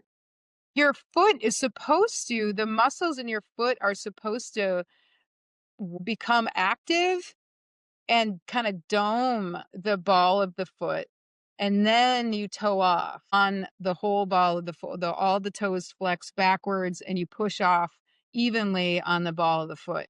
Now that doesn't happen in a lot of folks because they have mobility issues, but the underlying cause of sometimes the mobility issue is a neurological lack of control. And so the good thing that's happened from the Born to Run book is people started doing research on barefoot running and all that. And so being able to volitionally lift the arch of your foot, Right. it's called the doming exercise or the short foot exercise. Spalding Running Center is one of the main researchers who did all this. I poo-pooed this at first because like the tiny little muscles in your foot, like how are they going to help like you run better? But at the end of the day, here's what we figured out. If you did the short foot exercise on a regular basis for 6 weeks, runners went from flopping their foot down and just having their foot kind of flop down and flatten the arch when they landed to maintaining the arch and when they were running. And so what has been discovered is that doming, the tiny little muscles in your feet, like they can only do so much. But what's happening is they're connected to all of the muscles in your entire leg up into your pelvis. So when somebody learns to lift the arch of their foot, that actually changes the muscle synergy all the way up into the lower abdominal. So that sets that whole foot up. Learning how to move your foot properly and having that neurological connection and increasing that space that your foot has in your brain, your motor cortex, that's the ultimate result of being able to move your toes individually and lifting your arches. That's a long answer. No, it's good because it's taking us right to zero drop. But hang on. You're so 100% spot on. But part of it is my own confirmation bias because I need to know the validate. I need to hear the validation. Here's the validation. When I was a young kid, my parents were told that I had flat feet. Okay. So I step on the ground. If I wanted to, I could just collapse my arch and so I got flat feet. We didn't know maybe 40 years ago or 50 years ago, maybe we didn't know that, okay, well, as a kid, we'll train the kid to not have flat feet. Here's how you do. You train the kid to use the arch, create the arch. Exactly the process you just described. We're not born with defects. I didn't have a defective foot. That's how I stood. So we ended up wearing shoes that had arch cookies inserted. So even then, I was just leaning up against a thing, but I wasn't learning how to just have an arch. And it wasn't until I started barefoot, and wasn't until after I read the book. And by that point, I'd already had some major medical issues, and I was and already run in the past in the military, and I already in my head, I had flat feet. But when I realized, wait a second, why? back to your question, back to your statement, is like, why don't we just ask why? Why to just accept it? So I started to really visualize and understand what it means to not have, I wanted to run barefoot. I wanted to use my Converse All Stars with flat feet. And I thought, but in my head, that was bad. It was bad because I needed inch arches. So even in my adult life, I would buy shoes and I would buy those cookies. And it was some point in time, I was like, wait a minute. Why am I actually doing this? I'm strong enough because when I stand up, I can stand and let my arch fall. I can do that, but I can also stand and it's not falling. I can stand up, right? And it doesn't mean I'm a supinator or a pronator. It doesn't mean I have over supination, under supination, none of that. I can stand and I know how to do it. So, boy, this is an off tangent. Sorry about that. But it is inspiring me to, when I hear you, and I've heard you in the past on other podcasts, hear you describe what you just described about that chain. And I am certain now, Dr. Tonya, that I'm very consciously making sure that I'm running, I'm training myself to run properly. And I don't feel strained. I don't feel in pain. I'm not hurting myself in any way. So when I then bought zero drop shoes, I bought them because in my mind, well, I don't have to have flat feet. And I'm not going to just get in these shoes and just let my arches fall. I know how to stand properly and I know how to run properly. And so I loved them. I switched out from a brand that I've been running in for years. That brand has a little arch support. I didn't want that. The toes were a little more restrictive. And I told myself that I needed a really snug heel because why? Because it wasn't strong enough to just run okay. So I bought the zero drop shoes and they've trained well and lasted well.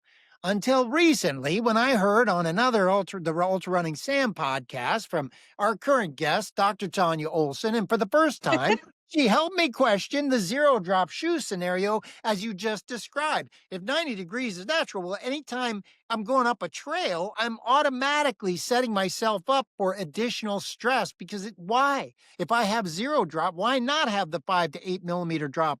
Why not have that in place so that when I do go up a hill, and I'm just can adjust better. Anyway, thank you for that. Letting me kind of just go off on that tangent because please talk to us about zero drop and the very scenario you just described with the angle of the ankle. Talk to us about how today, whether I'm over 60 or not, how can we start to reframe how we think about zero drop for each individual? Yeah, so there's a time and a place, and and decisions about. I just see so many people injured.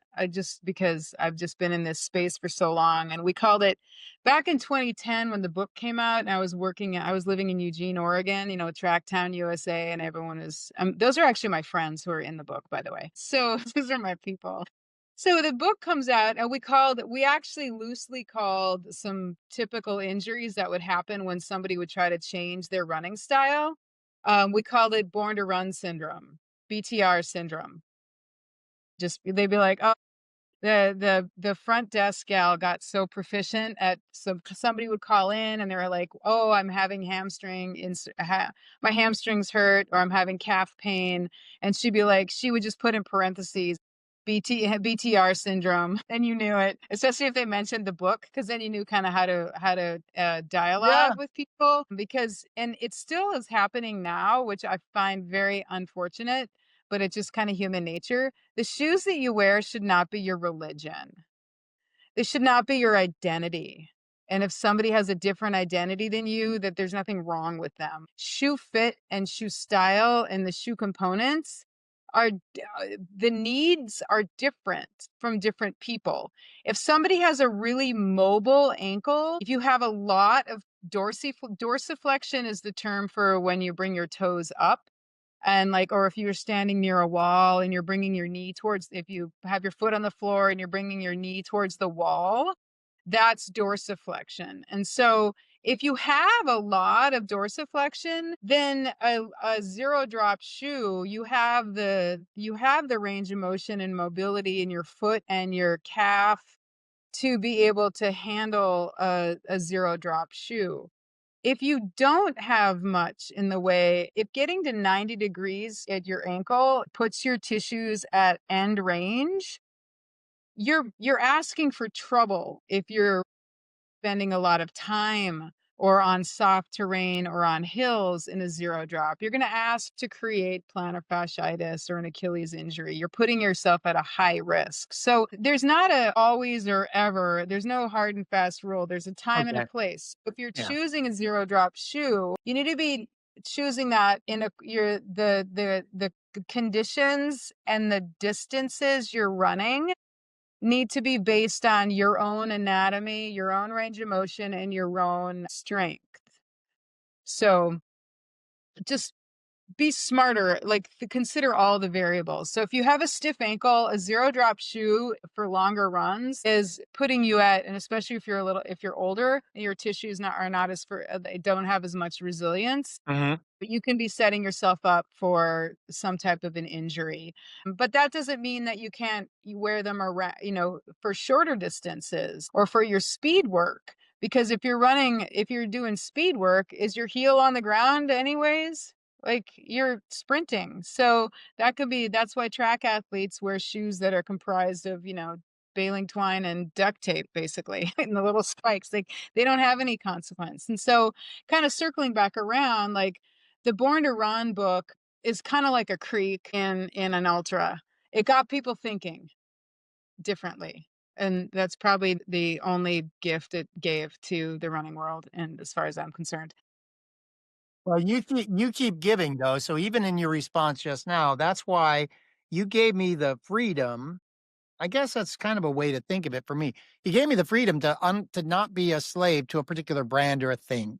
This is why Yeah. I found these ultras that I love to death, and I'm using them in a different way now. And I after looking around, I found another brand that I'm going to start trying out and take them out on the Yeah. trails.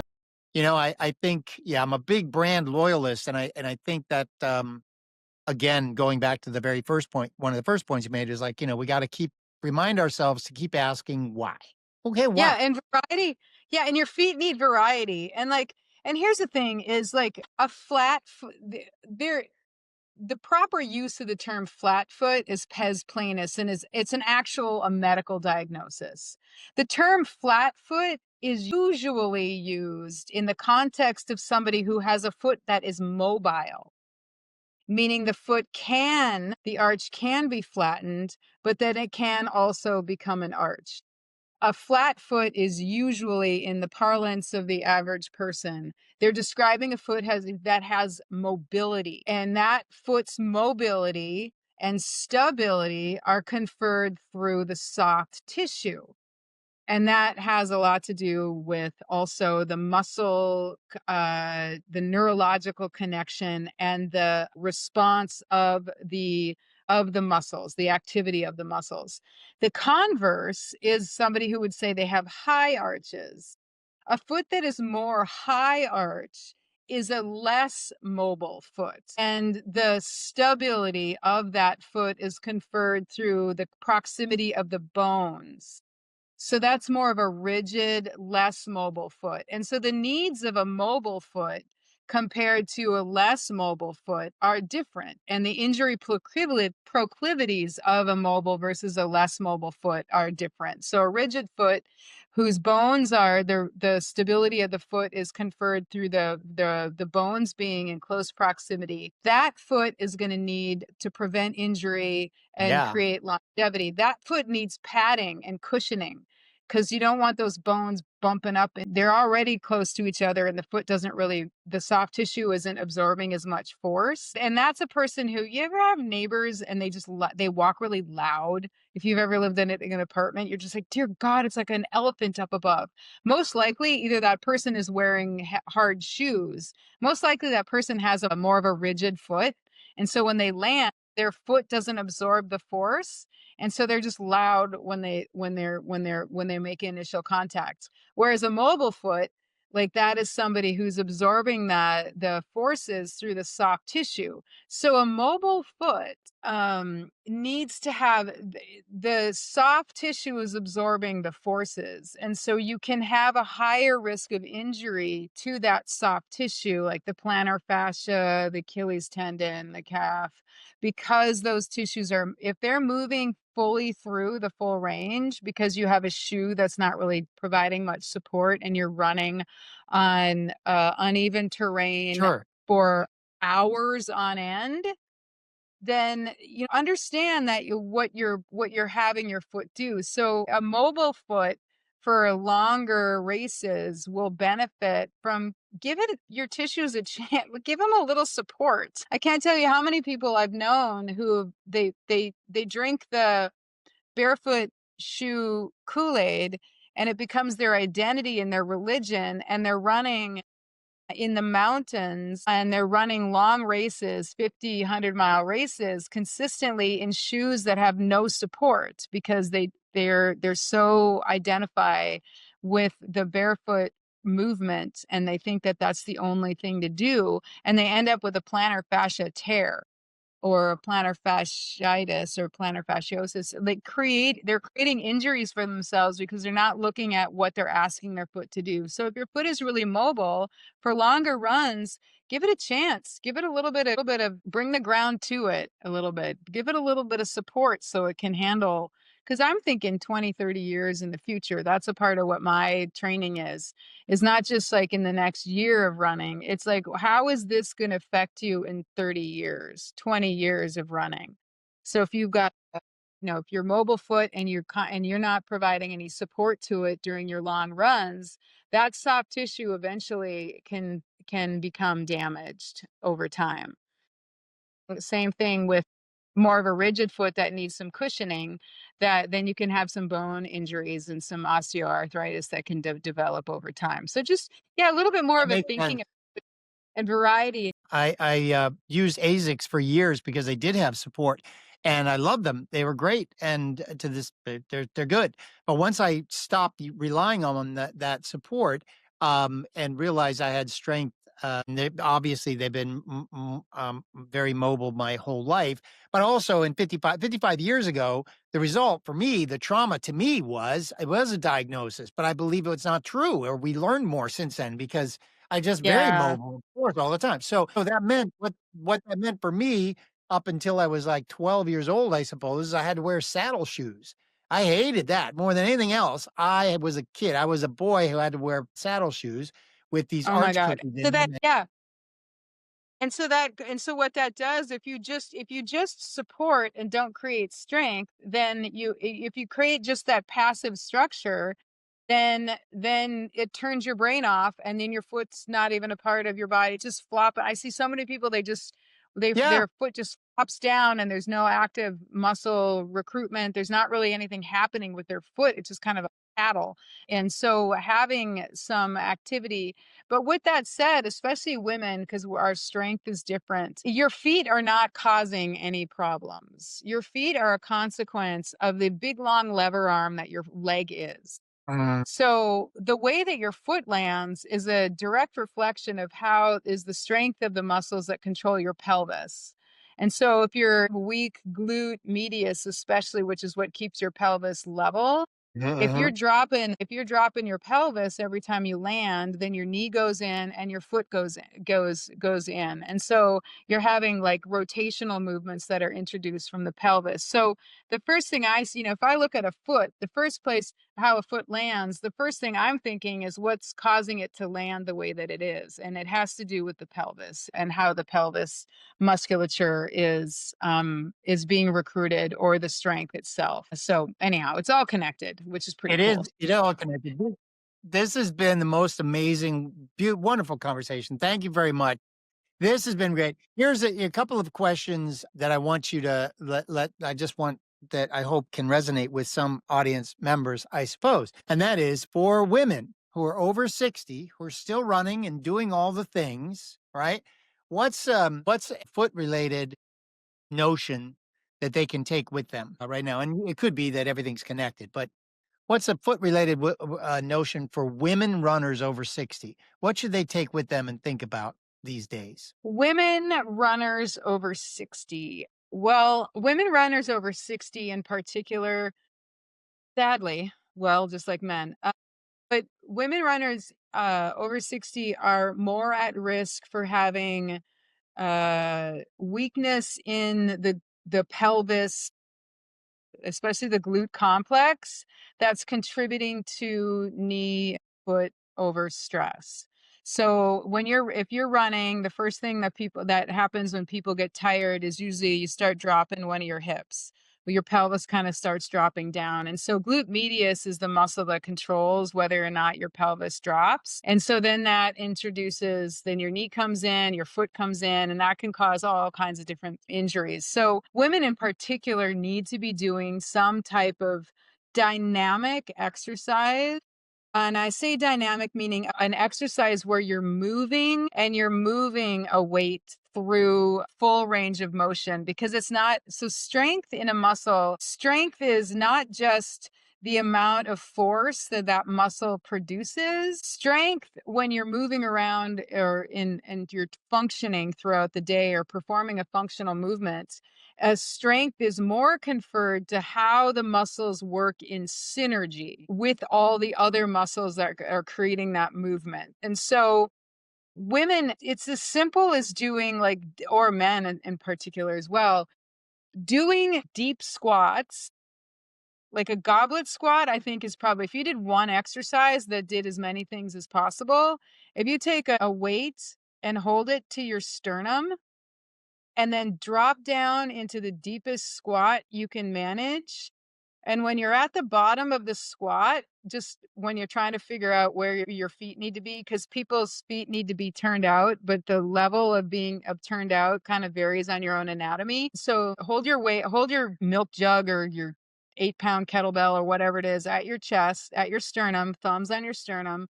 Go down into the deepest part of this deep squat, as deep as you can manage. Lift one foot off the ground and the other and let it fall down to where it feels comfortable as far as the external rotation or like being turned out. Then stand back up quickly and then lift that weight up over your head and then bring it back down to your sternum and then sit. So it's kind of, we call it ass to grass. And if you did that one exercise, think about it.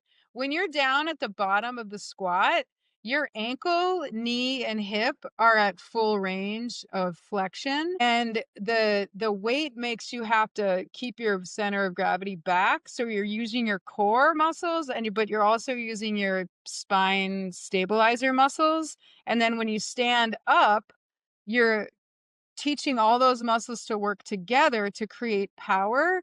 And then when you lift the weight up over your head, you're engaging your upper extremities, and you're connecting your upper extremities to your lower extremities through your latissimus dorsi, which is an unappreciated muscle in the runner, because the lats actually start in your humerus, your upper arm bone on the front, and it fans out to be the major muscle in your back and merges into your low back and connects to your pelvis. So your latissimus dorsi connects your arms to your pelvis. And so having that connection can actually help you become a better runner. But that one movement, if you were to just do that like every day or 3 times a week, as many times as you can, a couple times, you're doing all the things at once. I never in the history of ever would have expected that goblet squat Think about it. sample. Think about it. Perfect. Stand up and do a It's goblet. perfect. Yes. Okay. Stand up and do a goblet. Yes. We're going to do it. All right. All right. Come on. Yeah, stand up. Well, my dog's going to help. All right. Here we go. Let's go. So you get your thumbs on your chest. Wait. Hang on a second. You might already know where your feet That's need all to right. be. You got a little bit like shoulder width for your feet. Sit. Keep your elbows into your rib cage. Yep. Got it. All the way. Now all the way down. Wait, hang on. I'm going to change mine so you can see. Let's see if I can let the camera follow me, but yeah. Yeah, okay. All the way down, ass to grass, as low as you can get. So Yep. Ideally, you're sitting like a frog. Your elbows are on the insides of your thighs. Your shoulders are above your hips. And that's why you have your elbows in, so you're not going to do this. Exactly. So now you got ass to grass, and now come up fast and bring your arms up over your head. Yeah. Look at that. Right? And then if you do that quickly, you're doing fast twitch. But what I love about that is it's bringing all of your tissues, your muscles and your joints through full range of motion. And that's the most efficient. You don't have to stretch. You just have to do that. I love it. We're That busy. was fantastic. That was the greatest sample examples of ever. Holy cow. Okay. Right? Yeah. Like bang for your buck. I don't have time to make like my home ex. Like if I'm working with anyone, I try to have you do as little as possible. Yes. I'm going to start it. Every time I interview someone, I'm going to try to do exercises while we're doing it because that's what it's about. I want Have to him run pick long this. after 60. I want to run long after 60. I don't have time. Come on, life's too short. Let's go. And think about it. And think about that, like if the goblet squat. Think about if you were to incorporate those, like you're standing in the kitchen waiting for the water to boil. Do a few squats. And Yeah. don't do ass to grass all the way down so that you get full range of motion. Because a lot of times people are limiting themselves in their range. And just think about if you just peppered a few of those in. Because and you were also talking about like for you when you learned how to lift your arches. Think about the many thousands of times you've actually lifted your arch. So you've created a better movement pattern. You created more neurological connection, the synergy of how you move, all that over time. Those are the things to think about as you get older, rather than doing 30-minute strength training Yes. Yes. Yes. sessions. Ideally, you do have 20 or 30 minutes 3 times a week during the time, like I don't want to say off season, but like depending on if you're competitive or not. But 3 times a week, ideally, you're doing some strength work. But if that's not something that fits into your schedule, that doesn't mean you can't do strength work. You can just do some body weight related stuff. And if you do calf raises while you're brushing your teeth twice a day, or if you do deep squats anytime you think about it, or like if you work a desk job every time and you hydrate, if you hydrate better, if you focus on hydration, guess what you have to do? You have to go to the bathroom more often, right? So that means you get up and move. So my office people who have back pain, that's what I would tell them. Drink more water. And then they come in the next visit and I don't tell them to do anything more. I'll be like, how's your back pain? Oh, it's much better. I'm like, how many times did you pee yesterday? Oh, 4 times. I'm like, oh, so that means you got up and walked Wow. 100 feet to the bathroom. So adding more frequent bouts of activity throughout your day is really the secret sauce as you get older, because we can't handle the volume so much anymore, but frequent bouts. And you have to work smarter, not harder. Every day, little things every day as frequently as you think about, right? Okay. Yeah. That's Yeah. good. Don't just stand there flat footed, lift your arch. Right. Exactly. All right, last thing, last one. The question I ask everyone, it's because they've been runners, but I bet this will work for you too. Oh, thank you for everything, for being here. I think I have all of your socials. I'll make sure that Dr. Tonya is up there. I'll make sure that the YouTube's channel's linked. If there's anything in particular that you want me to link, let me know, and I'll put it in the description. Okay. Okay. Fantastic. We answer the question, if you're an athlete, if you're running, you answer the question of why do we still do this, or why do we do this? Has your why changed as you've grown in your professional service capacity to help runners and help athletes as they get older, or as you get older? So has your own why changed in the passion pursuits that you now have? Yeah, that's so interesting. Yeah, I would say that my why, I've always been kind of other centered, which sometimes in my life has been, in like an unbalanced way to be interacting. The why that I have now, as far as like if we want to talk about like the foot care knowledge, I feel that like I have a better understanding of like the obligation to help others do better. You see all these amazing people. Like kind of, if I'm just living my small life and I'm only talking to the people that are in my circle, my little local sphere about foot care, like how am I helping to the people who are living elsewhere? Like, so I'm realizing that I need to live more big to use what my gifts to have a broader positive effect, if that makes any sense. I think we all can live bigger lives. And so the why used to be like just seeing what more I could do as far as like running. but now I know what I can. I'm not a self. I don't limit myself so much anymore. And it's like you, when you were sitting at that aid station, you're like, look, there's 60-year-old guys running a 50 miler. Once you remove that, then you realize all that you've learned along the way, you can be helpful to another person who was sitting at that aid station, and you're the 60-year-old guy. So I think as we get older, we have an obligation to others. Thank you. That's perfect. And you are walking your talk, my friend, because you are here talking to me. And if your message is, the way to talk to more people is to talk to more people. The way to get Yeah. more people to read the book is to read the book and to show the book. The way to get people to think about their feet is to get them to do things that'll get them to think about their feet. Like, yeah, go ahead, run through the water. Run through the water.